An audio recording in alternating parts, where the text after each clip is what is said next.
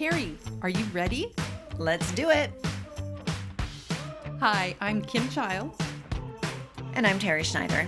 And this is our Busy Burnett Real Estate and Lifestyle Podcast. We love what we do, and we hope you enjoy our podcast.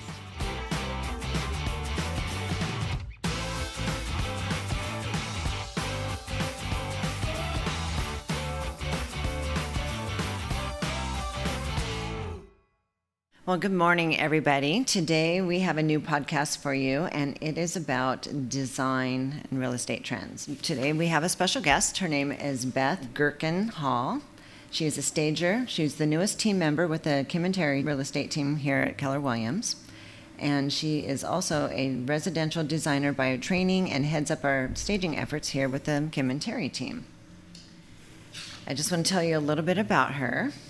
She has a multifaceted career that spans over 30 years in the design and the client services industry. She is a collaborative problem solver with a creative mind and a keen eye for color.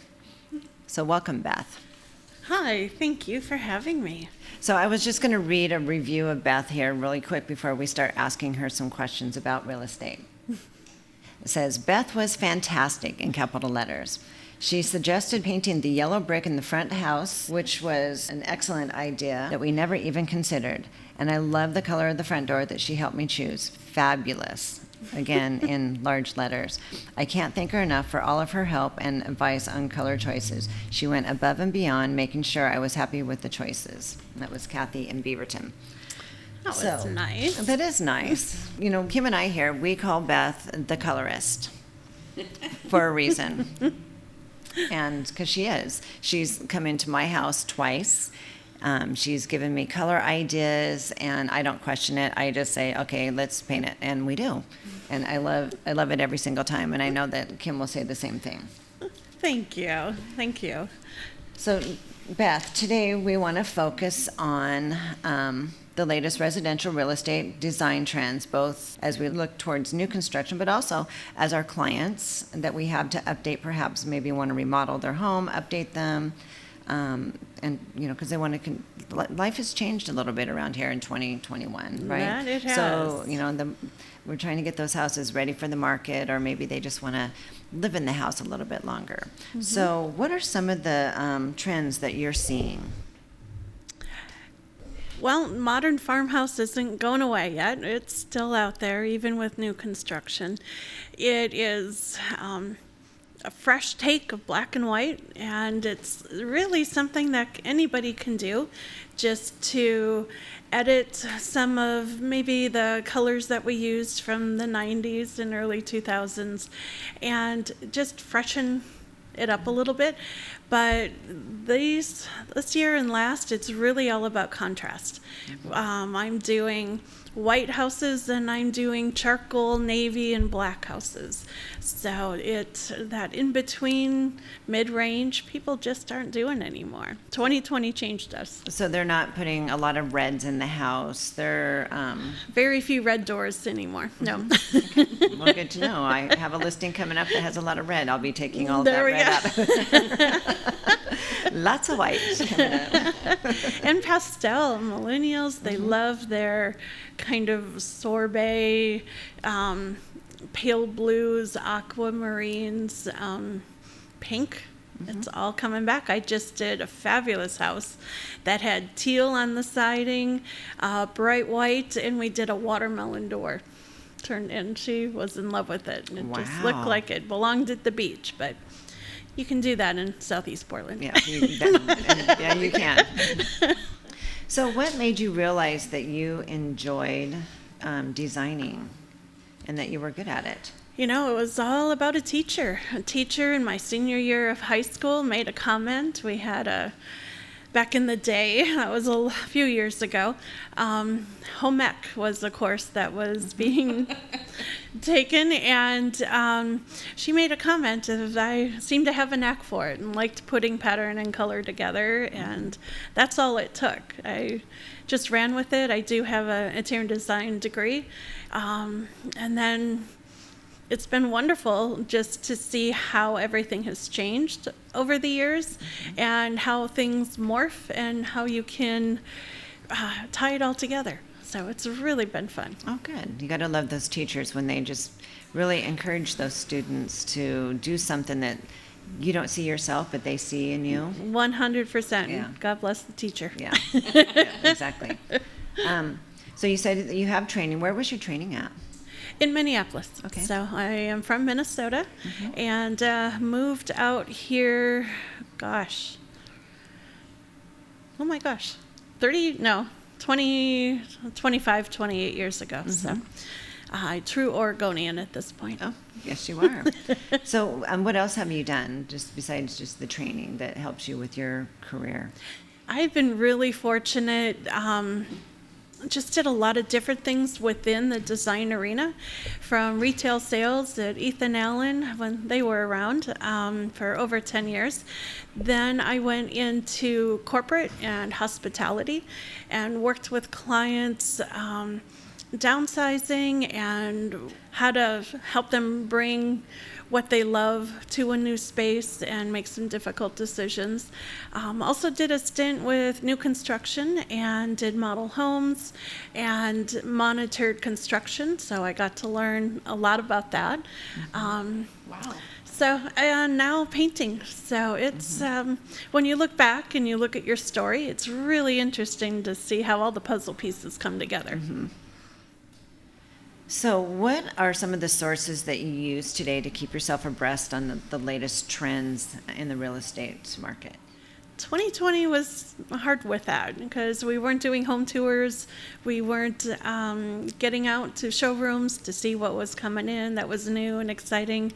I get inspiration from tile to paint to, so very exciting life I lead.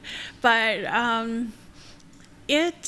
so right through that time, really I relied on websites, I relied on publications, great magazines out there, but just trying to stay fresh because things are always changing, and regionally they change at a different pace. So I joke with my clients that my job is to stretch them out as far as they can go and challenge them with color and design, and they tell me, whoa, come on back, too far. So it's a fun interaction and interplay. Well, you mentioned the regionally. We had talked earlier about the fact that I have family in Nebraska, and all of my aunts have wallpaper all over their house. And I'm thinking, no way, you're never going to get wallpaper into my house. You would be amazed. There's some great wallpaper. The new wallpaper. The new wallpaper. The new contemporary, geometric, dark colors. There's some out there, Terry. I can get you going wallpaper. Well, we'll take that one slow. Maybe if I have to sell my house and need wallpaper, then we'll do that. But There we go. I'm still working on those black walls that I want in those bedrooms, though. Love a little drama. Absolutely. What are the most popular homes being built today, in your mind? The modern farmhouse isn't going anywhere. So that look, the black windows, fresh and clean, sophisticated. We're getting rid of, I think I mentioned, a lot of the color spots, and we're going for flow and clean. And nowadays it's really all about texture. It's about painting brick, and it's about having 2-3 different kinds of siding on the outside of the house, and little accents of cedar and wood to bring nature in. And it's just really about texture. Layering pillows, layering rugs, and that boho chic that we're all still learning about. Yeah, well, fun. Yeah. What do you find with what we've gone through in 2020, with everyone working from home, schooling from home? What are you finding that people are now wanting in their homes? Boy, that really changed us. It really did. And it changed how we live and how we live in our homes. Open floor plans were wonderful for a time, but now we realize when everybody's home all the time that a few walls are a good thing. home office and little places where you can get away and do a Zoom call, or kids for school. They need a place that it can inspire them a little bit, because schooling from home was hard. Even as a teacher, I can tell you my husband had a hard time. So it changed us all. The other thing I love, and we've done a few of these too, are the ADU, the little shed in the backyard. Now it's a little office space or a little yoga retreat when you need to get away from the family. So I saw a lot of those when I was helping some buyers in Southeast Portland. And there was quite a few of those that they had taken those sheds and they made them into office spaces. They made them into workout rooms, just a place for reprieve. Yep. So, or school. Get the kids where they can mentally shift from their house and their bedroom to now you're in school. Yeah. So how can you morph an older home into something that's more today? It's so much fun. That is one of my favorite things to do. It's a hard thing to do. I joke with you and Kim about being the bad guy, and I'll take that on, because when sellers have to make that emotional shift from their home to a product that is now being offered for sale. And that's hard for a lot of sellers. And they've raised kids and had been there a long time. So in a very gentle, kind way, you have to find a way to help them negotiate that path and let them know it's okay to pack up the pictures of the family and get ready for the next phase of life in their new home. So, and it's using color to draw the eye around the room. It's downplaying what they might have as far as collections, editing what's furniture, and I call them tchotchkes, but different things that decor items that they're probably not taking to the new home. Then time to find a new home now and touch it once, move it on, donate it, and then really take a hard look at what's left and what highlights the architecture of the home and what we want to call attention to. And oftentimes a home of a certain age is going to have items or areas that we maybe want to downplay and not bring attention to. Right. And that's where the challenge is. Well, I heard, and it's been a while, that the fashion trends change probably every 10 years. So you need to update your home probably every 10 years. Otherwise, it's outdated. It is. And that's what I tell my husband. Yes, every 10 years. Okay, hon, we need that new kitchen. Just budget it for it now, because it's coming in 10 years. It's coming, right. But you can do it in small ways. It doesn't have to be a full kitchen gut or addition, but it's about layering rugs and adding pillows and, oh God, taking the old drapery down. I'm sorry, I used to sell custom drapery in the 90s, and now I go back to a house that I did, and I need to apologize to that client because now it's time to retire it. So we're opening windows and letting the light in. People like that openness, the light coming through. Definitely. What do you tell your sellers today when talking about the best practices for preparing their home for sale? Goes back to editing. Goes back to packing up the out-of-season clothing, making your closets look bigger, and all the storage in the home. So it's that shift again, looking at it being a home for sale versus your house. Paint, touch-up paint, any delayed maintenance, all of those things are really, really important. People start by shopping and looking online, so we really have to kind of step back and look at a home with new, fresh eyes as a buyer would. And a potential buyer coming in is starting a list in their mind, and they're like, oh, I got to spend money on this, and oh, it needs carpet, and oh, look at that paint on the wall, or whatever it might be. So whatever you can do to get it fresh and update. And actually, as the seller, you're going to get a better offer, quicker, faster, and that's what we all want. We're on your team to make that happen.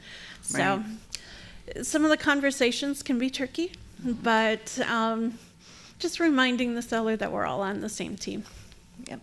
Well, I saw a listing one time that the listing agent listed it as a time capsule. Oh, yes. So that just brings to mind, okay, pink sinks and toilets and tubs, and who knows, but I'm sure you could have decorated it that way, but that is something that has to be replaced, and they probably didn't get top dollar. They probably didn't.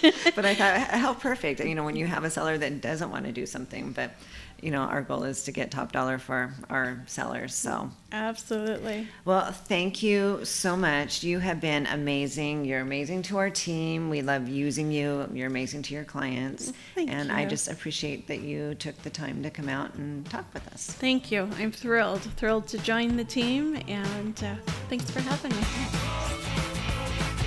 The Kim and Terry team is made up of Kim, Terry, Darcy, and Beth. Together, they have over 35 years of collective experience in residential real estate. Between them, they've had previous careers in accounting and finance, customer service, sales, and interior design. And some of them did this while being moms. They share a broad background and perspective on real estate, business, and life. They love what they do for a living and the people they get to do it with. If you would like to contact them, they can be reached at busyburnett.com. Thanks for tuning in. Have a great day.